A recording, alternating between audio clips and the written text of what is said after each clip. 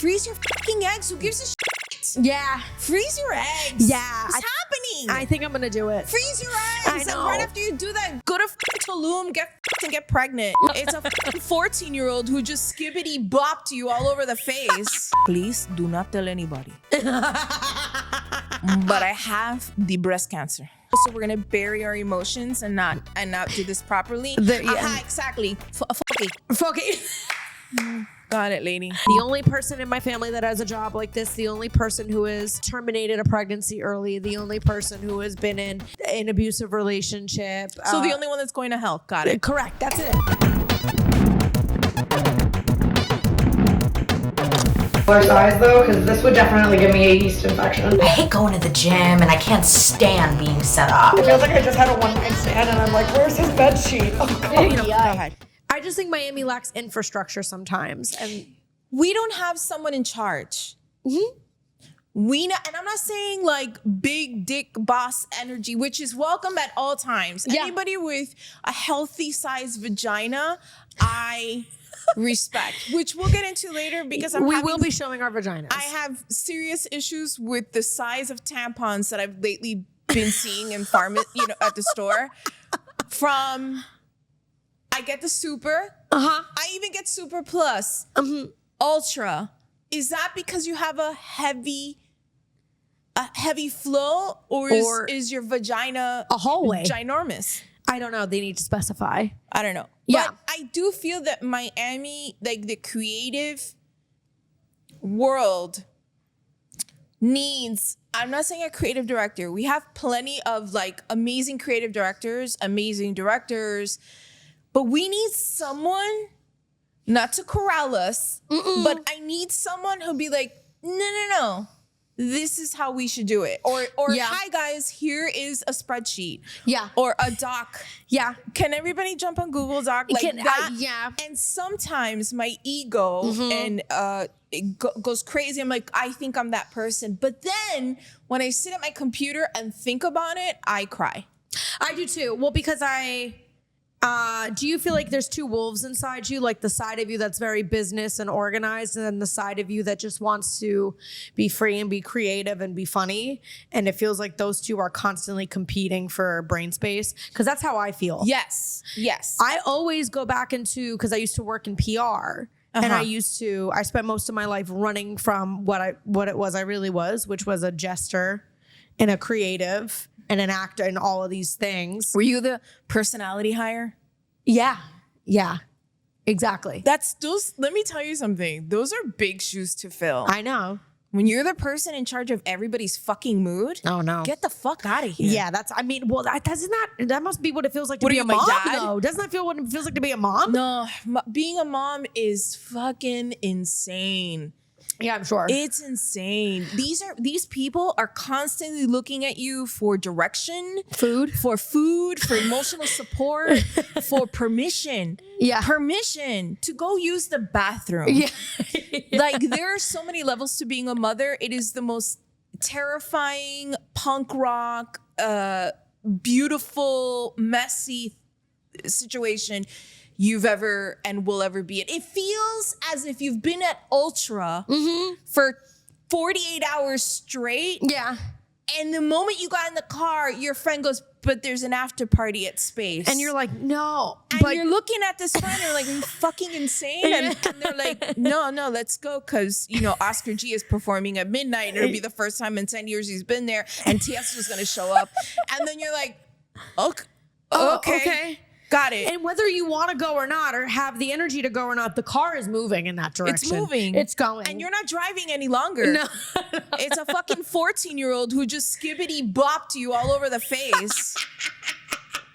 It's terrible. Can I ask you, okay, we have so much to cover, but I want to talk about motherhood for a split second because it's actually really important for me to be a mom. And I am 33. Oh, congrats. You're Jesus' age. Thank you. That's a big deal, dude. It's a big year. I got pregnant. Dramatic year. I got pregnant with the first one at 33. Really? Yeah. Okay. I was like, thanks, Jesus. Yeah. Talk about a monumental year. Huge.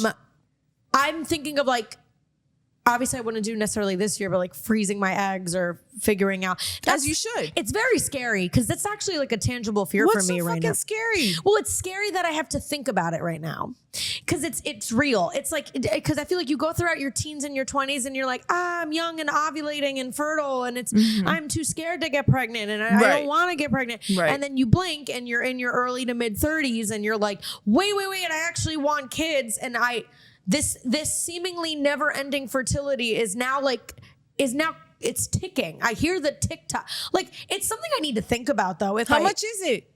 10 grand. To ask your parents for that fucking money. Oh yeah. Tell them they're putting a down payment on a grandkid. Like, what do we? My mom would say, I don't see any men around you, so what's the rush? My mom would say. Let me call your mom for you. Listen, I think the biggest investment, women your age, it's all about freeze the eggs. Before you do that, oh, this is gonna sound terrible. Buy property, buy something, buy something that will pay for whatever you're gonna do in the future. Yeah. Okay? Buy a piece of property. Yeah. Please buy, I don't care, even if it's an Ocala. Yeah. Just buy something. Yes. Not Ocala. Yes. Who gives a shit? God. But buy a piece of property that later you can sell. I know. Trust me. It's really funny because I entered this wild, spontaneous, the rule is that there are no rules career, late 20s, early 30s. Like prior to this, I had my shit. Why are you so obsessed with age? What is happening? I don't know. My mom, it's happening to me though. When my mom turned 74, I go to her, so like, how does it feel? Like, you know everything, right? You're 74. She goes, are you kidding me? I know nothing. I know nothing. I just found out how to use my cell phone yesterday. Yeah. It's like you are putting too much stress on how old you are. If you really want to have kids and that man is not in your future, or freeze your fucking eggs. Who gives a shit? Yeah. Freeze your eggs. Yeah. It's happening. I think I'm going to do it. Freeze your eggs. I know. And right after you do that, go to fucking Tulum, get fucked and get pregnant. It's happening right now. I know, as long as you didn't say go to Ocala and get fucked and get pregnant, then I would have been like, no. No, don't, because it might be somebody's cousin. It might be my cousin. Exactly. Yeah. Listen, you see this energy right now? This is the kind of energy that I feel that the creative world in Miami needs. Somebody that everybody goes, yep, that person's in charge. Yeah. That's they know what they're doing. They know what they're doing. Yeah. And it's not about them, taking over but there's gotta be somewhere. We gotta meet somewhere in the middle, man. Vision, focus, discipline, something. But I mean, structure. Everybody craves structure. I am a structured creative. Yeah. Like, I write on Mondays. I create. I ponder on Tuesdays, and on Wednesday I put it all together. Yeah. I cannot function. I cannot have meetings Monday, Tuesday, Wednesdays. I'm like looking at you like we're wackos. Like, I want to be creative. Those days. Yeah. I am that structured creative. That's why when I hear like Seinfeld talk about how he just writes notebooks and notebooks, like, I get that. Like, that's who I am. Yeah. When I hear about people like Quentin Tarantino who uses a black felt pen to write characters and then the red felt pen to write dialogue, like, I understand that crazy shit. Yeah. And I don't think that there's someone in the Miami creative industry who has gone, come this way, kids. And there's not enough fucking mentoring either. No, there's not. Well, it's a very, in comparison to other scenes, it's all about me, and what I'm going to get and what I'm going to make. And there's space for that too. There's I'm not space gonna for that shit too. on that either, because I was 20, you were 21, so I understand that. Yeah. But there's not enough mentorship in this industry. Yeah. And I'm not talking about the comedian world or the music industry or no. I'm just talking about the creative industry. There are not enough mentors. Yeah. And I'm not saying, but there's nobody to trust. I get it. We're in Miami. We can't really trust everybody. I understand that feeling, but there's got to be a little bit of give. I think that's the thing that breaks my heart the most about Miami, is that everybody's perception of it as being a sunny place with shady people. It is Well, I can say that. I mean, we started this podcast, just the two of us, generally positive, creative, motivated people, saying how you want to take the summer off. I haven't gotten out of bed over the last 3 days. I'm like, I need to recoup from tour. I'm not feeling. I'm cynical. I'm bitter. You're cynical. I'm a little cynical. I'm a little bitter. I have to be careful with that energy though, because I am a mother and I can't be walking around saying everybody sucks. Yeah, and fuck this. But yeah, I can share that with you, my fellow creatives. I can share that with my, my manager. I can share that with my husband. Yeah. But I can't go around saying it too loud because my kids are like, what do you mean everybody sucks? Yeah, and I don't want to burst their bubble of life. I'm not that kind of person. Yeah. But I feel that sometimes I'm looking around and I'm just like, huh. Yeah. If I had $1 for every time I did that since moving back to Miami, I'd own this studio. Let me put it, I'd own the property that you're telling me I need to buy in my 30s. So that's how you're gonna. Got it. I see you. Okay. I'll go fuck myself. Okay. Yeah. Okay. Yeah. Cool. Yeah. I feel resentment towards Miami and this idea of being a mentor. And that's something that I glorified and I really loved and I was drawn to when I first came down here. I don't know your thoughts on this and obviously we have had similar but different paths creatively.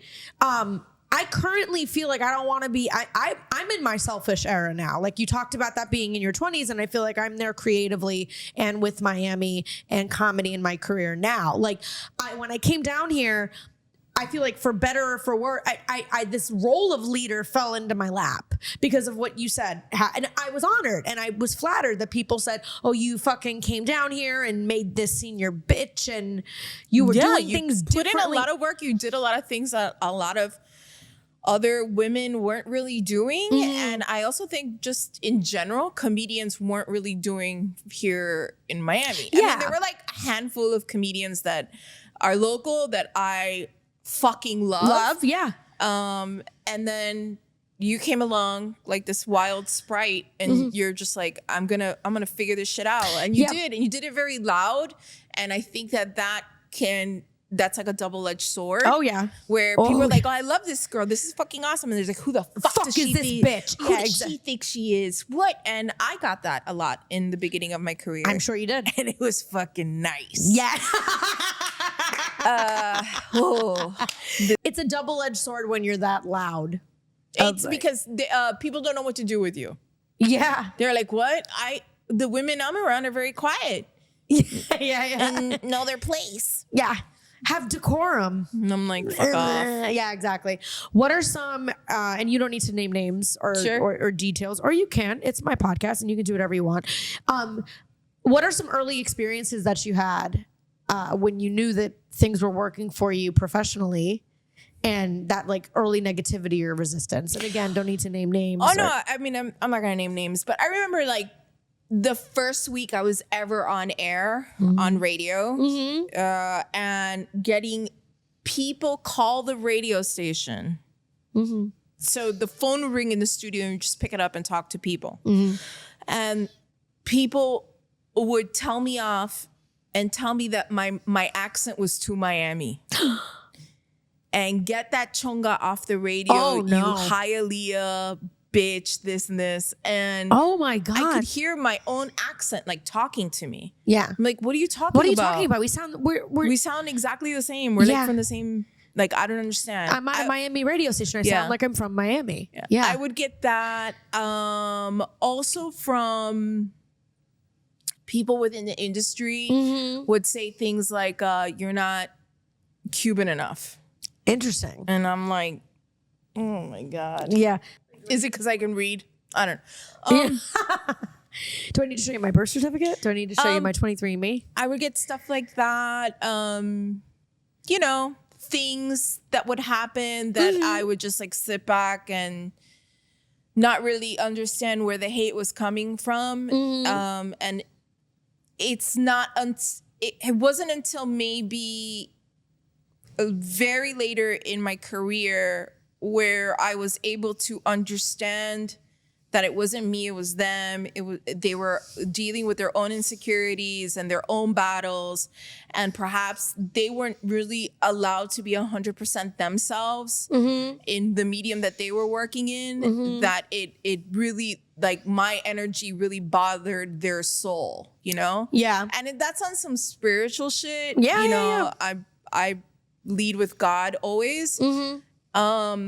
And I just feel that was that. That was like, my spirit was just like, they couldn't handle that. They couldn't handle because they weren't living their true lives. Right.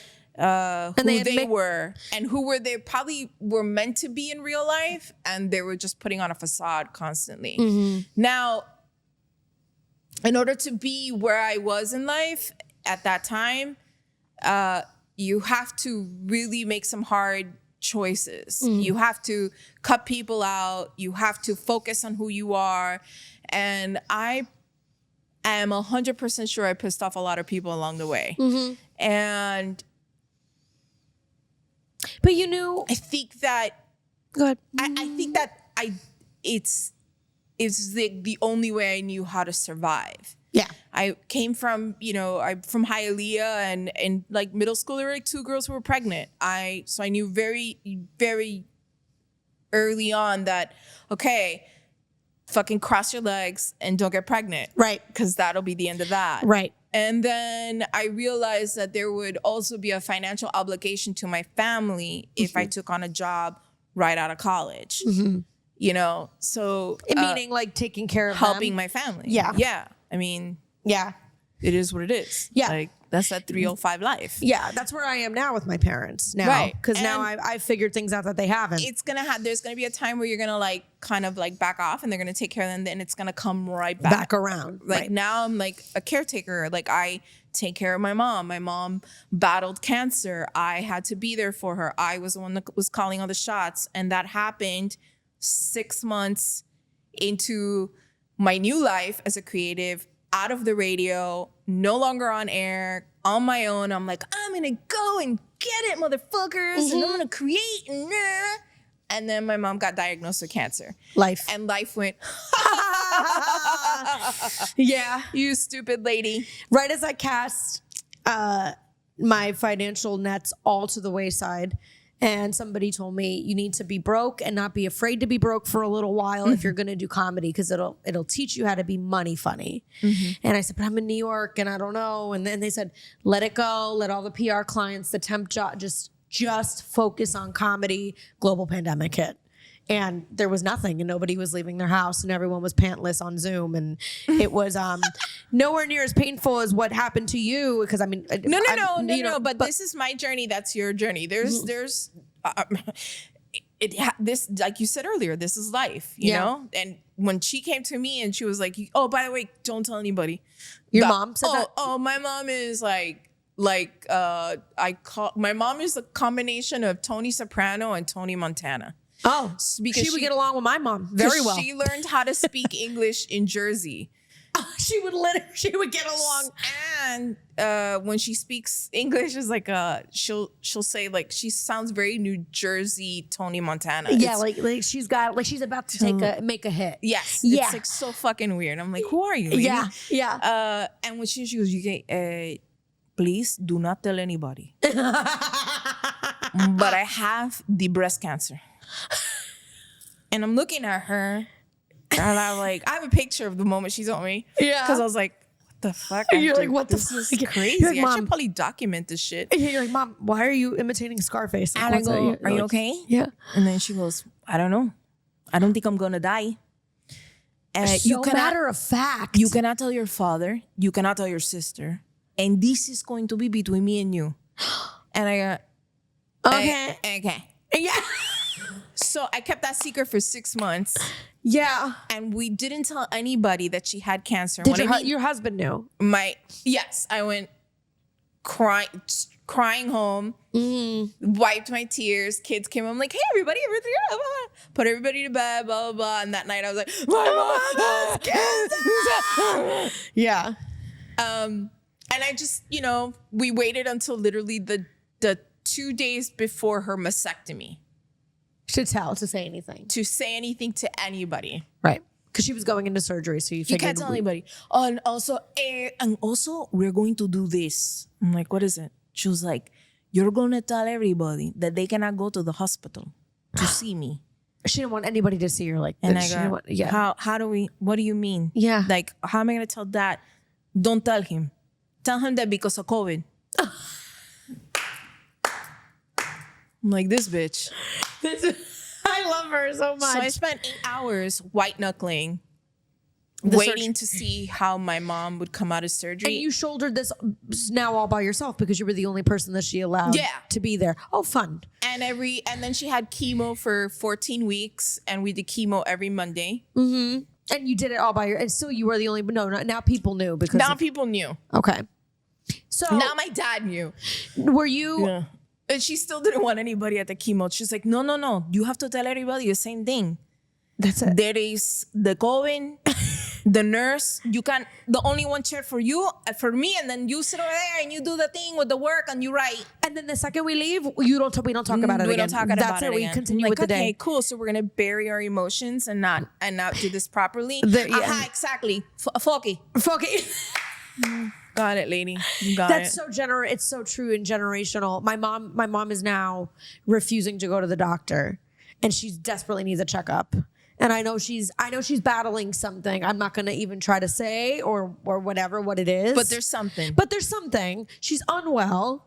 And Right. she's in her 70s, and she used to be a chain smoker, and now she thankfully has beat that after a long on and off battle. Right. But I don't think she looks well, and I wish she took better care of herself. And I see certain things now that I live with her and my dad that I'm like, that's weird that happens when you eat or you don't look. And she refuses. I'm fine. I'm not going to the doctor. What are they going to tell me?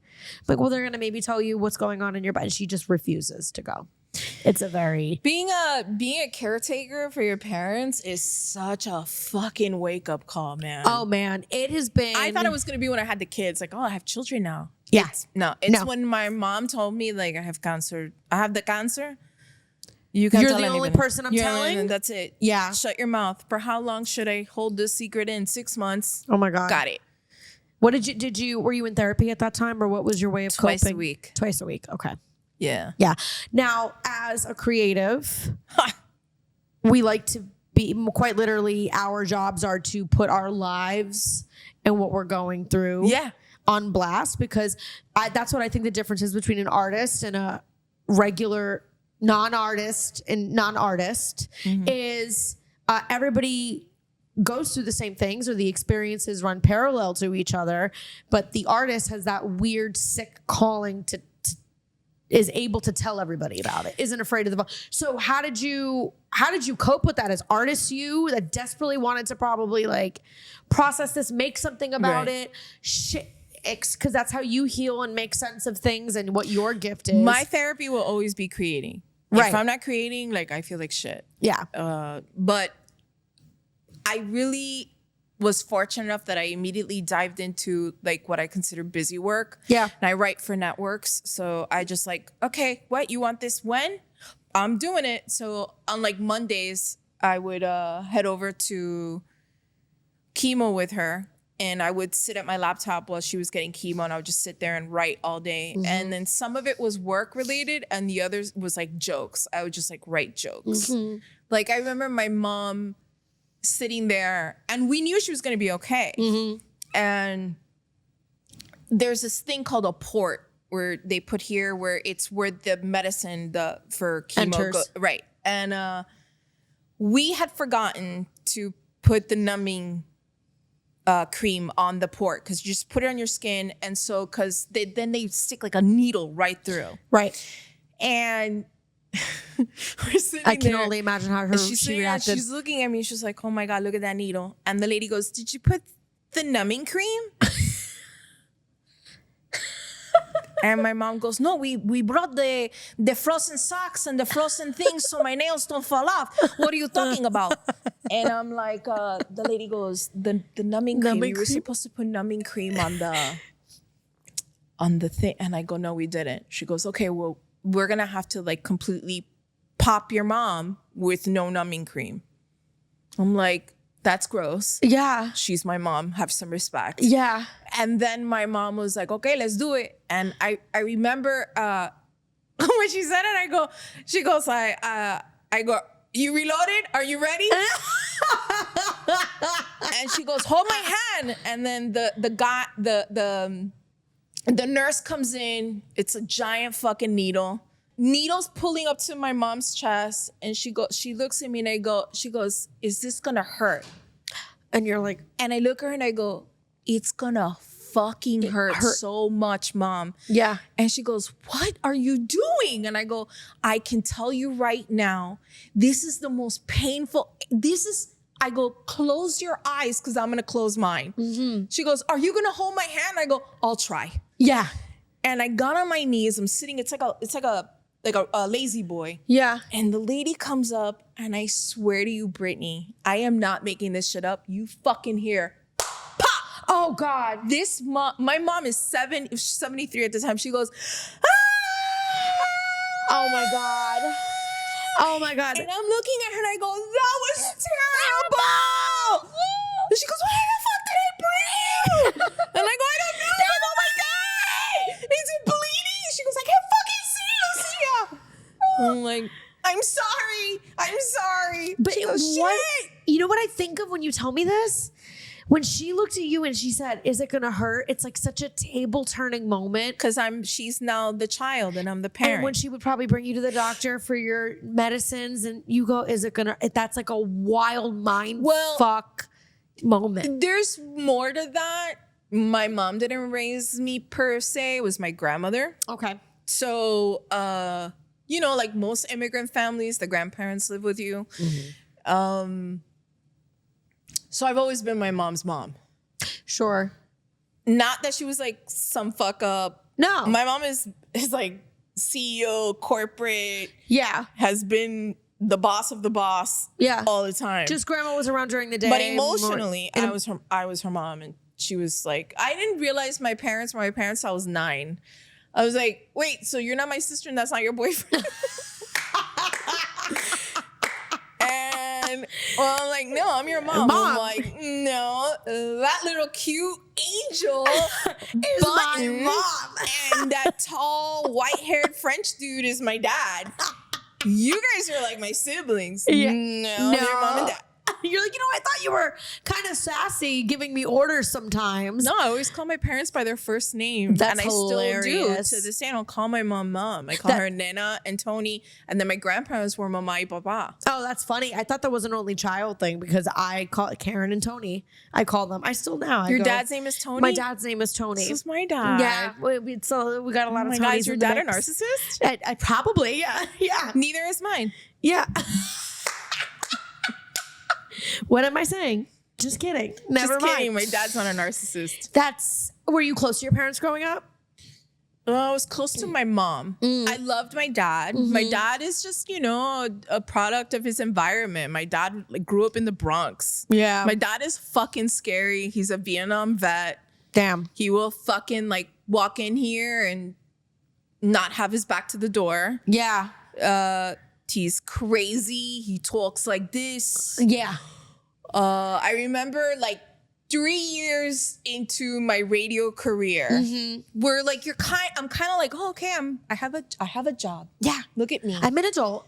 I know what I want to do. And my dad goes, hey, what's up? What's going on? I heard Hank Goldberg talk about you. And then I heard Neil Rogers talk about you. I guess you're on the radio. You're like, I've been telling you. I've been on the radio for 3 years. I've been on the radio for 3 years. Yeah. My dad goes, I think after one of the first times he saw me do stand-up, he goes, you're pretty good at this. He just says, and I go, thank you so much. Thank you. For that vote of confidence. And I know it sounds like to other parents, people who have different parents with different emotional and attachment styles, that must sound really cold to them. But at some point in our lives, we probably reconciled that's the biggest compliment ever. That's his way of, I don't know. That's his way of. So did anybody in your family have anything even remotely like your career? No. Same. No, I'm the black sheep. Yeah, my dad is has worked for the government for he worked for the government for 30, 35 years. Mm-hmm. My mom is realtor / PM for several buildings on South Beach. Okay. Still. Okay. Yeah, my brother was like SWAT. Mm-hmm. Oh shit. My other brother, that he's actually my cousin, but I grew up with him, is a chemist. Okay. He lived with us his entire life. So you know my experience of being the one in the family who talks too much and is quirky and loud and funny, and everyone's like, is she gonna figure this out? My sarcasm always got me in trouble. Yeah. Like the best story I have is like my dad walking in on me. My dad has a very short temper, and he would like walk in. I'm eating like this giant red apple. Yeah, giant. I mean, you couldn't. It was a fucking apple. And he walks in. He goes, "What are you eating?" And I'm like, "A potato." Yeah. He fucking went. Yeah. Boom! Yeah. Threw you that think you're smart? Potato across the foot. He goes, "What are you eating now?" Yeah. Yeah. Nothing. Nothing. Nothing. I'm just kidding. Just kidding. Just kidding. And then you're like, I just need to find an outlet for all of this. Yeah. That's it. Yeah. And I did that with radio. I mean, that was like my audience was Miami for close to 25 years. Mm. No, a little over 25 years. And I miss it. Mm-hmm. I miss the immediacy. And people are like, well, just get on TikTok. I don't know if I want to give all my stuff up on TikTok. Yeah. I want to, I don't know. Sometimes I get like, weird. I have a lot of social anxiety over social media lately. I do. That's me this month. Yeah. That's me lately too. I'm constantly archiving, deleting, never mind. My manager Leslie's like, hi, you need to post something. Yeah. And I'm like, I don't want to talk to anyone. I know. She's like, Well, I think it's because it's now become so algorithm and robotic and all of these. Sucks, man. It sucks. And it's like, I feel like it went through a little renaissance social media where we were actually being transparent, not being performatively transparent just for the sake of the algorithm. Right. And stuff. And now it's like, you don't know what to trust. And now I'm like way in my head. Like I have more anxiety over what I post on social media than what I do in day-to-day interactions. Do you get like that when you're on stage? No. Or right before you get on stage? Do you get is there any moment where you get in your head? No. If it's a gig that matters, like industry wise, like someone's in the room, or maybe I'm opening for somebody that it's, I really do want this to go well. Mm-hmm. I'll get a little bit jitterier in my head. Mm-hmm. But I think just with the more time that I've done stand up, and it's not even about confidence in the ability or the craft. It's just like stand up has helped me learn myself and learn about myself in a whole new way that now outweighs whatever nerves I have with going on stage. I used to get in my head big time. Like if a guy I liked was in the room or industry or whatever. And like the last time I felt it, I performed for my entire family in New Jersey for the first time 2 weeks ago. Guess who was born in New Jersey? Me too. You? Sea Caucus. Oh my God, Belleville. But we came when I was 3. But I was raised in Hialeah. Same thing. So my mom and my dad were born and raised in Jersey, and then they honeymooned in Miami and then relocated down here because my dad got a job and they were young and they were like, Miami, fun, whatever. Yeah. My mom was like, I want to spend my last trimester with my mom and my sister in Jersey, and I want her to be born in Jersey. So I was born in Jersey, and then a couple months in. When my family came to this country, they didn't come to Miami. They went straight to New York and New Jersey. Same. So a lot of our family lives, we just recently all moved out of Union City, but half of my family lives in Jersey. Yeah. It's My entire family lives in Jersey. Yeah. And then the good half lives here in Miami. So fuck you, 212. The more fun half lives here in Miami. We are so much more fun. Well, but maybe that can also explain maybe your hustle and your business sense as well too. Yes, I get that a lot. I get really like, oh, that's why you're like, you come off a little New York, a little. It's like, Very it's my New fucking York. dad. It's my dad and my mom. Yeah. My mom, when she came to this country, she, you know the saying like, oh, they come from Cuba and they're a doctor and they're this and they're that. My mom, like at 18, had this degree and graduated this and da-da-da-da-da. Yeah. So when she came to this country, she had her main job was selling pencils at a college because the owner of that college was Cuban.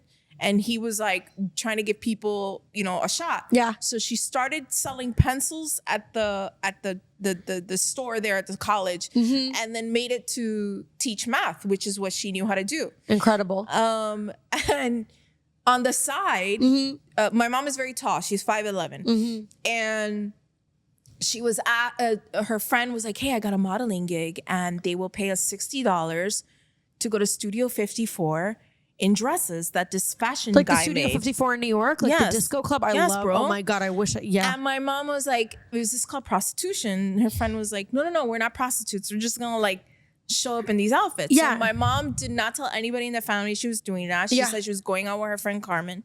Her and Carmen show up to this fucking studio in downtown New York, get dressed to the nines. She goes, Lucia, it was exactly that. I show up in the Studio 54. They opened the door. They let us right in. We walked into the club. People look at what we were wearing, got in the car and left. And I go, are you sure that wasn't like an escort service? Yeah. Are you sure And there's you were another being layer like here? checked out? Like maybe she was like, no. It was the dress. She's like, Mom, you're like, Mom, did anybody touch you? Did anybody? I'm like, you could tell me this is a safe space, Mom. Yeah. And she's like, no. No, she was like, no. This is how, and she goes, do you know how much they gave me? I'm like, how much? $65. Which was a fortune back then. Back then, and I'm like, really? And I Yeah. go, and then, did you ever do it again? No, because what if it was prostitution? Right, because I'm like, oh, okay. I'm not going back for a second time. No. And when you find out about Cubans that didn't do like the regular schmegular, like come to Miami, whatever, there's like a lot of like these New Jersey Cubans. Like when you bump into them, it's like, you're from New Oh my God. Yeah. I love It's like that. finding a unicorn in the wild. Yeah, it is very, very weird. Yeah. Well, it's like finding Italians in Miami, I guess. That's how I feel. Cubans and Italians are the same. Don't the Italians hang out like in Tampa Yeah, there's a lot of Italians in Tampa. and Hollandale too? Yeah, and you got a lot of them on the beach. And yeah, Hollandale, Aventura area, a little Del bit. Rey? Del Rey, sure. Yeah, actually, now that I think about it, my uncle and my aunt love Del Rey Beach. You see? That's like there's I'm like, isn't like the favorite word to say? Del Rey. Del Rey. Where are you going? Del Rey. Del Rey. Where are you spending the summer? Del Rey. That's it. It's nice there. Judy's got an apartment in Del Rey. We're just gonna hang out all weekend long, and then we're gonna have dinner. Where are we having dinner? I think he's gonna take me to Anthony's. Believe it or not, they got good chicken parm in Del Rey. Delicious. Delicious. But I can never get my hair to do the thing. I can never. The humidity is horrible. Why would I even bother with the curlers if I'm going down to Del Rey? It doesn't even matter. See? So we're cut from the same cloth. I did. I just performed with them for the first time in 2 weeks. First time 2 weeks ago. How was that? Was it nerve-wracking? It was so nerve-wracking. So that's what when you were saying, Wait, if you ever do you get have a judgmental aunt or uncle in the room? No, I really. So I Okay. do. Those are fun. Like, okay. So if you would have asked me years ago, I would have said like, I kept so much of my life and who I really was, A, from them, and B, from myself. I'm acting like I live a double life and I'm in the witness protection program. But like, I am, just to speak candidly, like the only person in my family that has a job like this, the only person who is terminated a pregnancy early, the only person who has been in an abusive relationship. So the only one that's going to hell. Got it. Correct. That's it. It's just me. That's fine. But you know what? The legroom is going to be incredible. But if you're really comfy in first class. What are you guys doing tonight? We're gonna go. Brittany's she's got a show. She's got a show. She does the funny things. Yeah. Her skits. Her skits. She goes up there. I don't know where I think she gets it from Mark Mabel. I'm not sure. So I just think I was always I still am the unicorn, black sheep. I'm the one who has all my friends are gay and queer, and it's just a whole different. I'm also the only person in the family that was raised outside of New Jersey. Like everybody in my family in New Jersey is like born and raised and live and will die there. So there's just literally like generational and geographical differences here too. Right. So they're really not. They're wonderful. They're incredibly supportive. But I think this comes after years of both me standing my ground with who the fuck I am and what I've been through and what I believe in. And I just think acceptance on both ends that like, this is who they are and this is who I am, and we see each other for the people we are, and we think we're great people. So do you think like the day you get invited to like, let's say like a Jimmy Fallon or a Kimmel or hopefully one day a late show that's hosted by a woman. Yeah. A funny one. A funny one at that. Yeah. Fuck. Do you think that'll be the day where you're like, you know, you get asked out, you come through the curtains, you sit here, and there's Jimmy, and there's you, one of the Jimmys, and then all of a sudden you're gonna hear in the audience somebody go, Yeah. Yeah. Well, I think that day and it's already. somebody from your family. That day already happened, and it happened like 2 weeks ago. And it wasn't even like the whole family. Like I could think of other people in the family that would clutch their pearls more over some of the things they learned, but it was great. They loved it. But I had anxiety before that. And I said, why do I have anxiety? And all the comedians were like, cause it's like, I'd rather strip on stage than go, they're gonna learn a lot. And I don't, my fear was my brain was gonna kick in and be like, don't tell those jokes. Cause what are they gonna think about the fact that you did that or said that or think that or whatever. And then somebody, it's exactly what you would ask. It's like one of the comics on the lineup said, but you do this every day and you do it so much. I know you're worried you're gonna get up there and it's gonna take over. It's gonna take over. You're gonna take over because it's you and this is what you're supposed to do and it's who you are. And that's quite literally exactly what happened. And it's like, not that I thought that they would. I wouldn't be banned from the family. They're not like, they're wonderful people and they're so supportive and happy for how it's going and proud. I just was like, how do you not have a conversation with your aunt about your abortion? But then she hears it on stage. You know what I mean? My aunts, I have a lot of aunts, a lot of aunts. Yeah. And the only way that I can like kind of like understand where you're coming from is like the first time I showed off my new apartment, like the first thing I bought with like my check, right? Yeah. And my aunt walks in, she's, you know, maybe 3 times divorced, and she walks in and there's a coffee table, small glass coffee table, like right in the center. It was a small studio. Yeah. And she goes, do you know what that table is perfect for? And I'm like, what? She was like, un trastazo de cocaína de allá para acá. Just to do coke off of. Those are the things that my aunts throw at my head every once in a while. So then when I share those stories, they were like, how could you say that? I'm like, this bitch. Bitch, you just told me to do cocaine off my coffee table. You suggested for me to do cocaine from a table. But it goes in my back home to what we were saying about like the hate that you received early in your career and some of the resistance. That difference between who they are and who they want to be, because it's the same thing. Like even my mom, when she gets in her little like, oh, Brittany, don't be dirty like that. Don't curse. Don't this. Don't Stop that. talking about your vagina. Stop talking about your vagina so much. Everybody knows more about your vagina than probably the man you're going to marry. Literally. Then I go, Mom, Aunt Donna already ratted you out. I know that you and Daddy used to fuck on top of your apartment building's roof. She goes, she lies. She lies all the time. And I'm like, no, but it's like what we were talking about that like resistance between who they want to be and then they see somebody who just is. Yeah. And I think but it was really good. And I'm so glad that they saw me when they did see me, because I don't think I loved and accepted myself that much years ago, or was as comfortable with the darker parts of my life or as comfortable doing stand-up. And now I'm in a very like, because it's working, I'm in a very like, well, that's my act. That's who I am. That's what happened to me. Like, it's very take it or leave it. And they were thrilled. I do remember my aunt said something like laughing, but she goes, oh, so Mom wasn't lying about everything. So I guess, and then I told my mom that, and my mom goes, like, she goes, yeah, no, I wasn't lying. Those were some years. Yeah. You know, that, and you and I were strapped in. Whenever you get those deep, dark secrets from the family out on stage, does that make you grow closer to them? Or like, do you form that bond? Like, is that like I see you, you see me, I still love you? I think I think it brought us closer. It felt really good because those particular aunts, uncles, cousins, etc.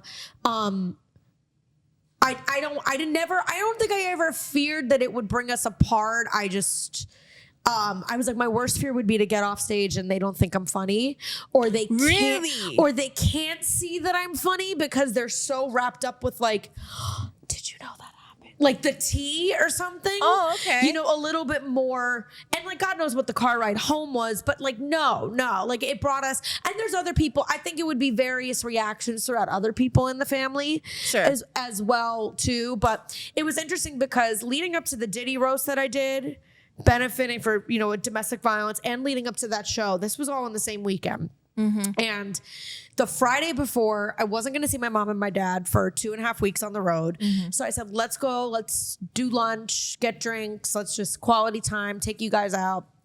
And my mom just randomly just starts like bringing certain things up from like those rough couple of years. Like, and I'm like, I forget what led to it. Like, she just starts bringing it up. And then my mom, who never cries, is just weeping, like at lunch. And I'm like, and you know, I'm sure maybe you follow this with your mom, but it's like when you see the mom or the grandma or the matriarch, like no matter what age you are, when you see that mom or that figure cry or show weakness, you're still like, you cry. My mom text me the day she loved me, and I text her right back, what's going on? Oh, yeah. So when my mom shows emotion, it's like, same. I'm like, what? Who's dying? Same. Do you have the cancer again? Same. My mom is very. She doesn't. We love that. We love that. That's my mom though. My mom is very. Shows affection through actions, but not through words or physical affection. Right. So I was like, what's going on? And I think even my dad was like, why is she crying? And like, you know, and she was just going through like, I feel weird I wasn't there for the family, but also I feel like they weren't there for me, but they had no idea how rough those years were for me and for you. And they don't even know half of it, of what was going on and whatever. And again, it was one of those caretaking moments with my mom. And I had to be like, but mom, like those days are over. That's the best part about it. All of this is over.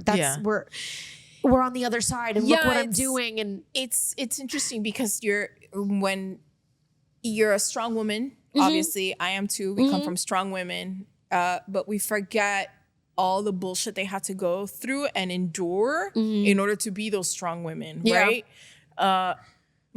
Now there are days where I look at my mom and I can tell that she's just going through her head.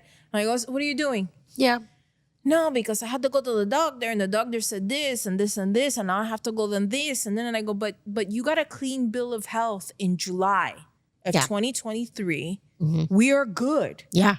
Things are Gucci. Stop it. Yeah. You forget they're human. And you forget they're like, okay, but you know, like, you know, the last, and then the blood, and I'm like, but everything is fine. Yeah. Like you need to, you know. Yeah. The problem is that when you're as strong as we are, we forget sometimes that we have to show a little bit more compassion to those that raised us. Yeah. Yeah. Because I'm the fucking worst at that. I am too. And I have to be like, okay. My husband is the one that kind of like, can you? Yeah. Like please chill out, be I'm patient. like, my mom is stressing me out. Yeah. Yeah. And he's like, chill. She's stressed out too. Yeah.